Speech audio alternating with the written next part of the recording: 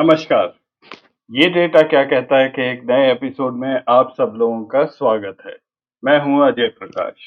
झारखंड और महाराष्ट्र के चुनाव फाइनली खत्म हो गए, लेकिन महाराष्ट्र में अभी भी चुनावों की धूल जमी नहीं है। अभी आगे काफी कुछ होना बाकी है, ऐसा मेरा मानना है। लेकिन इस बीच में हमारा ध्यान अब चलता है दिल्ली की तरफ। एक और हाई वोल्टेज इलेक्शंस अब ड्यू होने जा रहे हैं। फरवरी में ये इलेक्शंस होंगे। पिछला इलेक्शन 2020 में दिल्ली इलेक्शन का 8 फरवरी 2020 को हुआ था। अगर आज कोई मेरे से ये पूछे कि अगला इलेक्शन दिल्ली में कौन जीतेगा, तो मेरे हिसाब से आम आदमी पार्टी पूरी तरह से तैयारी कर रही है अपने चौथी टर्म में आने के लिए। और इसकी कई वजह हैं जो आज मैं इस एपिसोड में आगे आपसे इस बारे में चर्चा करूंगा। सबसे पहले दिल्ली की असेंबली का गठन हुआ था 1950 में, जब हमारा संविधान घोषित किया गया था। अन्य सभी राज्य भी बने और दिल्ली भी बना। लेकिन 1956 में दिल्ली को यूनियन टेरिटरी डिक्लेयर कर दिया गया और उसके बाद दिल्ली की असेंबली भंग कर दी गई। लेकिन फिर से 1993 में 1993 में एक और एक्ट ऑफ पार्लियामेंट के द्वारा दिल्ली की असेंबली का पुनर्गठन हुआ। फ्रॉम 1993 टू 2020, 1993 से लेकर 2020 तक का दिल्ली लेजिस्लेटिव असेंबली का सफर बहुत संक्षिप्त में मैं आपको दिखाऊंगा। हम ये देखेंगे कि किस तरह से आम आदमी पार्टी ने लेजिस्लेटिव असेंबली में दिल्ली में अपना कब्जा कर लिया, दोनों नेशनल पार्टीज को बिल्कुल एक तरह से बाहर कर दिया, कांग्रेस को समाप्त कर दिया, और यहां तक कि बीजेपी जैसी एक शक्तिशाली पार्टी, एक महाबली पार्टी, जिसमें अमित शाह जैसे लोग हैं जिन्हें चाणक्य कहा जाता है, लेकिन वो भी अरविंद केजरीवाल की स्ट्रेटजी के सामने अपना खेल नहीं खेल पा रहे हैं। 1993 से जब से दिल्ली असेंबली का पुनर्गठन हुआ है, तब से केवल एक ही बार बीजेपी पावर में आई है। वो है 93 से लेकर 98 तक। पहले मुख्यमंत्री बने मदन लाल खुराना, जिन्हें इस्तीफा देना पड़ गया क्योंकि वे एक करप्शन के केस में फंस गए थे। बाद में ये साबित हो गया, उन्हें कोर्ट ने बरी कर दिया था। फिर बने साहिब सिंह वर्मा, जिन्हें खुराना जी ने काम ही नहीं करने दिया, और अनफॉर्चुनेटली उन दिनों इतना भयंकर प्राइस राइज हुआ दिल्ली में, उस वजह से साहिब सिंह वर्मा ने भी इस्तीफा दे दिया। और बाद के करीब 50 दिन के लिए केवल औपचारिकता निभाने के लिए सुषमा स्वराज वहां की मुख्यमंत्री बनी थी। 1998 से लेकर आज तक 2024 या 2025 में जब चुनाव होंगे, बीजेपी पिछले 27 साल से दिल्ली में असेंबली में कभी भी चुनाव नहीं जीत पाई है। 1998 से लेकर 2013 तक लगातार 3 टर्म शीला दीक्षित जी दिल्ली की मुख्यमंत्री रही, कांग्रेस पावर में रही। उसके बाद से केजरीवाल आ गए, वो लगातार 3 टर्म दिल्ली के मुख्यमंत्री रहे हैं। इस समय वो नहीं है, उन्होंने अपनी जगह आतिशी को वहां का मुख्यमंत्री बनाया हुआ है। लेकिन आम आदमी पार्टी अभी भी पावर में है। ये दिल्ली असेंबली का सीट शेयर है विभिन्न पॉलिटिकल पार्टीज का 93 से लेकर 2020 तक, पिछले 7 इलेक्शंस में। दिल्ली में कुल मिलाकर 70 सीट है। ये बिल्कुल साफ है, लाल रंग में यहाँ बीजेपी की सीट्स हैं, किस तरह बीजेपी शुरू में पावर में थी, उसके बाद कांग्रेस ने गेन किया 3 टर्म। नीले रंग में कांग्रेस है, किस तरह कांग्रेस के पास सीट्स अधिक रही, और फिर एकदम से आम आदमी पार्टी आ गई 2013 में।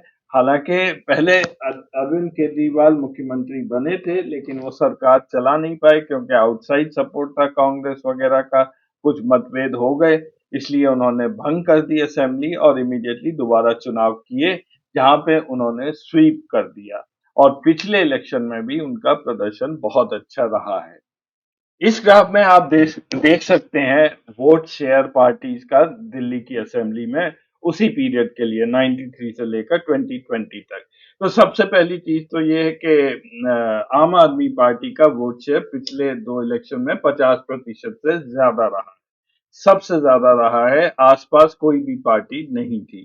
कांग्रेस जो यह नीले रंग में है, वो डिक्लाइन पर है और दिल्ली में एकदम खत्म हो गई है। पिछले इलेक्शन में केवल 4% वोट मिले थे।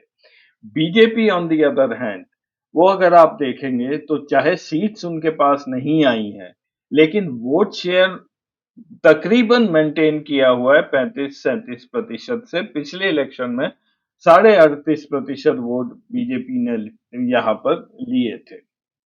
एक इंटरेस्टिंग पीस ऑफ डेटा है वोटर टर्नआउट का। जब सबसे पहले इलेक्शन हुए थे तब 61.75% वोटिंग हुई थी, बीजेपी पावर में आई थी। उसके बाद जैसे वोटिंग एकदम कम हो गई, कांग्रेस पावर में रही। कांग्रेस जब तक जीती है ये 60% से ज्यादा वोटिंग परसेंटेज नहीं गया है। लेकिन जब से आम आदमी पार्टी ने आगे आना शुरू किया, एक बार फिर से वोटर टर्नआउट ज्यादा हो गया है। लगभग 10% वोट ज्यादा पड़े हैं। ब्रॉडली इस डेटा का मतलब ये है कि जितने भी नए वोटर्स आ रहे हैं, जो युवा वर्ग है, जो नए वोटर्स बन रहे हैं दिल्ली में, वो कांग्रेस को वोट नहीं दे रहे हैं। चलिए अब बात करते हैं कि मैं ऐसा क्यों मानता हूं कि इस बार दिल्ली इलेक्शन में बीजेपी के चांसेस अच्छे नहीं हैं। मैं यहाँ पे आपको 3 लोगों की फोटो दिखा रहा हूँ और सवाल ये है कि क्या आप इन लोगों को पहचानते हैं? मैं आपको बता देता हूँ कि ये बीजेपी के दिल्ली स्टेट के प्रेसिडेंट्स हैं। मनोज तिवारी ये जून 2020 तक प्रेसिडेंट रहे थे। अब ये कहाँ से आते हैं, ये यूपी से आते हैं या बिहार से आते हैं, ये इनको भी नहीं पता है। और वैसे भी इनकी पॉलिटिक्स में परफॉर्मेंस काफी पुअर रही है, इसलिए इन्हें हटा भी दिया गया था। उसके बाद आदेश गुप्ता जी हैं जो सेंटर में हैं। ये जून 2020 से दिसंबर 2022 तक ये प्रेसिडेंट रहे। फिर इलेक्शन की वजह से इन्हें भी हटा दिया गया। और आजकल वीरेंद्र सचदेवा जी हैं जो 24 मार्च 2023 से बीजेपी के प्रेसिडेंट है। बिल्कुल अननोन फिगर्स हैं, इनकी अपनी पॉलिटिकल स्टैंडिंग कुछ नहीं है और फिर इनको स्केपगोट बनाया जाएगा अगले इलेक्शन के बाद। बार बार स्टेट असेंबली के इलेक्शंस ने ये सिद्ध कर दिया है कि जब तक आपके पास लोकल चेहरा नहीं होगा, लोकल लीडरशिप नहीं होगी, तब तक आपकी पार्टी को चुनाव जीतने में बहुत कठिनाई होगी। हमने ये कई जगह देखा है, कर्नाटक में सिद्धारमैया, डीके शिव कुमार थे तो कांग्रेस जीत पाई थी। इसी तरह तेलंगाना में रेवंत रेड्डी थे, कांग्रेस जीती थी। आम आदमी पार्टी या भगवंत मान जैसे भी हों, लेकिन पंजाब में एक चेहरा उन्होंने आगे किया था। दिल्ली में अरविंद केजरीवाल हैं, वो अकेले एक लीडर हैं। ना बीजेपी के पास कोई स्टेट में लीडर है और ना ही इस वक्त कांग्रेस के पास कोई लीडर है। एक 90 का दशक था जब बीजेपी के पास बहुत ही स्ट्रांग लीडरशिप थी जो दिल्ली से आती थी। मदन लाल खुराना, वी के मल्होत्रा, साहिब सिंह वर्मा, डॉक्टर हर्षवर्धन, महेश शर्मा, खुद अरुण जेटली दिल्ली से थे। हालांकि सुषमा स्वराज हरियाणा से चुनाव लड़ती थी, लेकिन फिर भी वो दिल्ली की राजनीति से हमेशा जुड़ी रहती थी। अब आप इसको बीजेपी की बदकिस्मती भी कह सकते हैं कि इसमें से कई लोगों की मृत्यु अनटाइमली हो गई और जो एक दो लोग बचे भी जिन्हें मोदी जी ने अपनी कैबिनेट में रखा, उन्हें एक टर्म के बाद से वहां से निकाल दिया गया था। तो दिल्ली में बीजेपी की लीडरशिप में जो गिरावट आई है उसकी जिम्मेदारी कहीं पर मोदी जी को स्वयं भी लेनी पड़ेगी।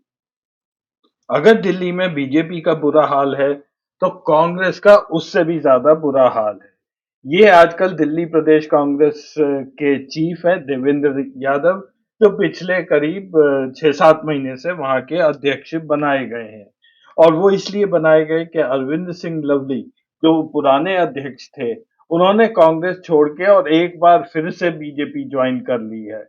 अरविंद सिंह लवली ऐसे शख्स हैं जो जब तक पावर में रहते हैं वो उस पार्टी में रहते हैं, नहीं तो छोड़ देते हैं। उसके पहले के जो दो अध्यक्ष हैं 2019 से, नाम मैंने यहाँ दिए हुए हैं, लेकिन वो ना तो सेंटर में कहीं दिखते हैं ना ही कहीं एक्टिव दिखते हैं। तो बची आम आदमी पार्टी। ये है टीम केजरीवाल, जो बहुत पहले से ये लोग चुनाव की तैयारी में लग चुके हैं। आतिशी को मुख्यमंत्री केवल इसलिए अरविंद केजरीवाल ने बनाया कि वो समय निकाल सके चुनाव की तैयारी के लिए। मनीष सिसोदिया जेल से बाहर आ चुके हैं, सौरभ भारद्वाज हैं और भी अन्य इनके टीम मेंबर्स हैं जो कई महीनों से चुनावों की तैयारी में लगे हैं। यहाँ तक कि बीजेपी को भी इनसे मुकाबला करने में मुश्किल हो रही है। और वो इसलिए है कि जैसा कहा जाता है बेटा हमेशा बाप से ज्यादा होशियार निकलता है, इसी तरह केजरीवाल ने अपनी सारी राजनीति 2006 या 2007 से लेकर 2012-13 तक सीखी। वो उस समय उस अभियान से जुड़ गए थे, एंटी करप्शन का अभियान जो देश में चल रहा था, जो बीजेपी और आरएसएस पूरी तरह सपोर्ट कर रहा था। केजरीवाल जैसे हम सब जानते हैं आईआईटी खड़गपुर से ग्रेजुएट हैं। बाद में वो इंडियन रेवेन्यू सर्विस में गए और इनकम टैक्स डिपार्टमेंट में काम करते थे। वहां पे उन्होंने एक अभियान चलाया था परिवर्तन, जिससे काफी सारे सुधार इनकम टैक्स डिपार्टमेंट में उन्होंने किए थे। वो फिर अर्ना रॉय के साथ भी जुड़े, जो राइट ऑफ इंफॉर्मेशन एक्ट जब देश में आया था 2005 में, और इस सब काम के लिए उन्हें रमन मैग्सेसे का पुरस्कार भी दिया गया। इस साइट पे जाके आप देख सकते हैं उनको क्या साइटेशन दिया था और क्या रिस्पांस दिया था। ये एक बार पढ़ने लायक है। उधर इंडिया अगेंस्ट करप्शन एक काफी पॉपुलर मूवमेंट सामने आया 2007 में। ये आरएसएस और बीजेपी से टोटली ये उनसे जुड़ा हुआ ये मूवमेंट था, और उनका काम ये था कि किसी भी तरह कांग्रेस सरकार को डिस्क्रेडिट किया जाए। ऐसे ऐसे स्कैम्स निकाले गए जो बाद में पता चला कि कभी हुए ही नहीं थे। मेरे हिसाब से इंडिया अगेंस्ट करप्शन हमारे देश का एक बहुत ही सक्सेसफुल कैंपेन रहा है। अब कितना उसमें सही था कितना गलत था वो अलग बात है। पढ़े लिखे चेहरों को सामने किया गया, जैसे कि किरण बेदी, प्रशांत भूषण, संतोष हेगड़े, मेधा पाटकर, शाजिया इल्मी, और बाबा रामदेव को एक मास अपील उनकी पहले से ही थी कि वो योगा सिखाते थे, तो उनका भी इस्तेमाल इस टीम ने भरपूर किया। और इसी समय अरविंद केजरीवाल जो बहुत ही एम्बिशियस थे, उन्होंने ये मौका हाथ से जाने नहीं दिया।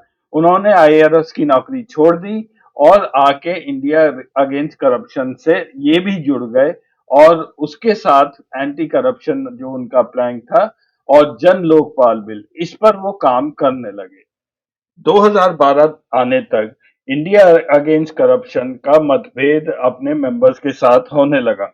आरएसएस को लगा कि उनका काम अब पूरा हो गया है, अन्ना हजारे की जरूरत नहीं है, तो वो वहां से निकल गए। अरविंद केजरीवाल ने भी अपना जितना फेम कमाना था 5 साल में, 2014 2007 से 2012 तक, वो पूरा हो गया। वो भी लाइमलाइट में आ गए, और उन्होंने एक सर्वे वगैरह कराया जिसमें बताया गया अब आप पॉलिटिकल पार्टी बना लीजिए, तो वो अलग हो गए। तो आईएसी अलग हो गया, अन्ना हजारे अलग हो गए, और अरविंद केजरीवाल ने आम आदमी पार्टी बनाकर पूरी तरह वो पॉलिटिक्स में आ गए। अगर आज आप जाके इंडिया अगेंस्ट करप्शन की वेबसाइट देखेंगे, तो उसमें काफी रोचक से कमेंट्स हैं। ये भी देखने लायक वेबसाइट है। सबसे पहले वो कहते हैं कि अन्ना हजारे कभी भी इंडिया अगेंस्ट करप्शन आंदोलन का हिस्सा नहीं थे, ना ही इंडिया अगेंस्ट करप्शन ने कभी भी लोकपाल बिल की का सपोर्ट किया था। दूसरा कमेंट है कि उन्होंने डिफाइन किया है कि फॉरेन रूलर्स कौन है, वो सोनिया गांधी और कंपनी है।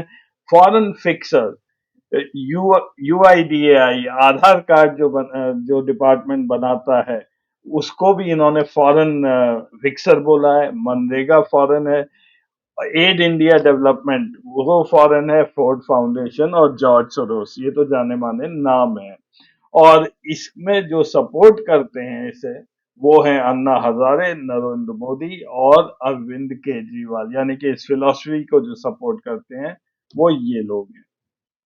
मैंने ये बैकग्राउंड अरविंद केजरीवाल का केवल इसलिए दिया है, ये आपको बताने के लिए कि ये बहुत ही चालाक हैं, बहुत ही इंटेलिजेंट है, बुद्धिमान व्यक्ति हैं, और बिल्कुल सही समय पर ये अपनी चाल चलते हैं। उसका एक उदाहरण ये है कि जो जनवरी में चुनाव होना है अभी डिक्लेयर भी नहीं हुआ, और 2-3 महीने पहले से ही इन्होंने 11 नाम अपने कैंडिडेट्स के डिक्लेयर कर दिए हैं। अब इससे एक तरह का प्रेशर बीजेपी पर पड़ गया कि उन्हें भी ये बोलना पड़ा कि वो दिसंबर में अपने कैंडिडेट डिक्लेयर कर देंगे, हालांकि आज तक उन्होंने किए नहीं है। आज का एपिसोड मैं खत्म करूंगा। कल जो केजरीवाल ने एक प्रेस कॉन्फ्रेंस की है दिल्ली में 6 दिसंबर को, उसके बारे में मैं आपको कुछ बताऊंगा। अब एक जमाने में बीजेपी कांग्रेस के खिलाफ निराधार आरोप लगाती रहती थी। ये जमाना था 2011, 12 और 13 में। वही हथकंडे अब अरविंद केजरीवाल बीजेपी के खिलाफ इस्तेमाल कर रहे हैं। कल की प्रेस कॉन्फ्रेंस में केजरीवाल ने कहा कि लगभग 11,000 वोटर एक ही दिल्ली की असेंबली कॉन्स्टिट्यूएंसी में डिलीट करने के लिए बीजेपी ने आवेदन पत्र वहां के इलेक्टोरल ऑफिसर को दिए हैं। और फिर वो कहते हैं कि हमने जमीन पर ये वेरीफाई किया, हम लोगों के घर गए, कुछ पते मिले, कुछ नहीं मिले, लेकिन उनका कहना है कि लगभग 75% जो नाम इस लिस्ट में थे वो लोग अभी भी दिल्ली में ही हैं। मैं आपको ये भी बता दूं कि शाहदरा के डिस्ट्रिक्ट मजिस्ट्रेट ने केजरीवाल के इस बयान का खंडन किया है। उन्होंने कहा है केवल 494 ही फॉर्म 7 उन्हें मिले हैं अक्टूबर 29, 2024 से। ये 11,000 का क्लेम केजरीवाल का बिल्कुल गलत है। अब ये सच है या झूठ है ये समय बताएगा, लेकिन तब तक चुनाव हो चुके होंगे। ये बिल्कुल वही स्ट्रैटेजी है जो बीजेपी ने 2012-13 में अपनाई थी कि कांग्रेस के खिलाफ इतना झूठ बोलो कि उसे लोग सच मानने लगे। तो मेरा ऐसा मानना है केजरीवाल हमेशा बीजेपी से 2 कदम आगे ही चल रहे हैं और इसी वजह से बीजेपी को दिल्ली में चुनाव जीतने में काफी मुश्किल होगी। प्रोग्राम देखने के लिए धन्यवाद। अगले हफ्ते फिर मिलेंगे कुछ नया टॉपिक लेकर, कुछ नया डेटा लेकर। तब तक के लिए नमस्कार।